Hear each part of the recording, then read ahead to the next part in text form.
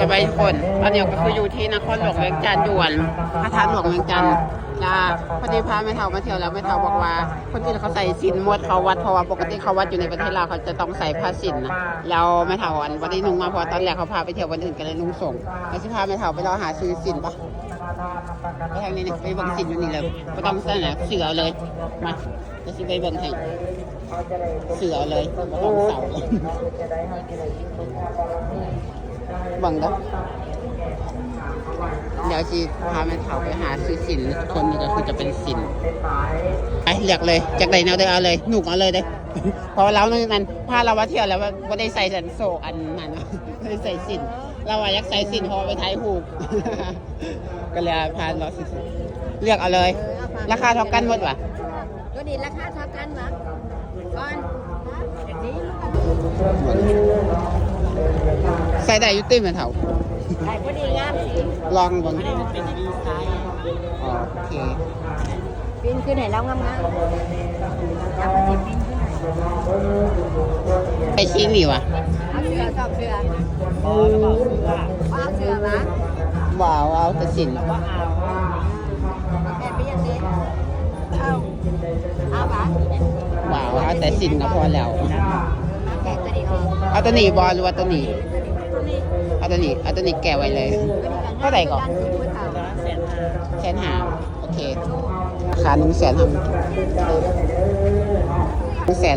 กิบทุกคนจะจับเสือกันมาสิมาไทยมาได้แล้วมันบอเหมือนส่งคือว่าหย่อนลงอย่ามันเป็นอย่างมาได้แล้วเป็นอย่างก่อนอาย่างมามาตอนนั้นก็ได้มาไทยส่งหย่อนในวันนี้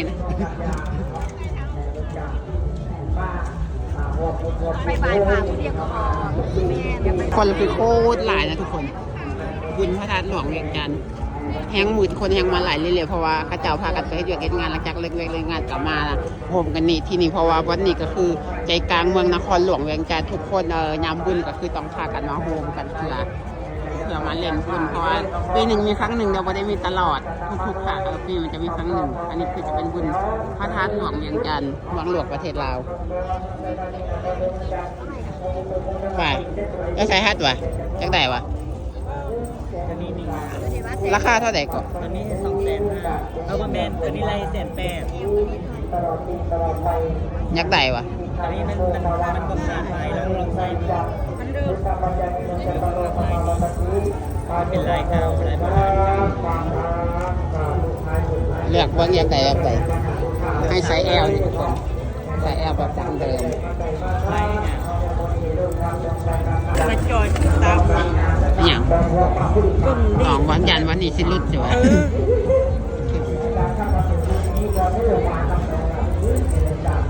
มารุดตัวนี้ได้แล้วไม่เท่าได้อยู่ดอกแต่ว่าส่งได้อยู่หนูไม่ได้งับเขาให้โอเคงับเอานี่ให้เขางับเอานั้นหนีบก่อนมันยังก็แน่นนะโอเคแป๊บนึงตอนนี้ก็คือได้ทั้งไซส์ L ได้แล้วมันได้ทั้งเส้นทุกคน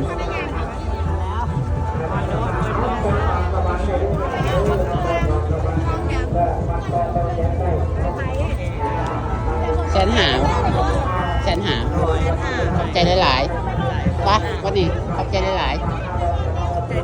ขอบใจคือกันปะไปเลาะปฏิท้ายหูบต่อโดนจะมาทางนี้ทุกคนได้แล้ววันนี้บ่นยืนบ่นไปตะเบิ่งแล้วบอกวันนี้สิ้นมันจะย่าลงหลุมวะได้แล้ววะนั่นนี่แล้วโอเคได้แล้วปะเราพบกันในคลิปหน้าทุกคนบ๊ายบาย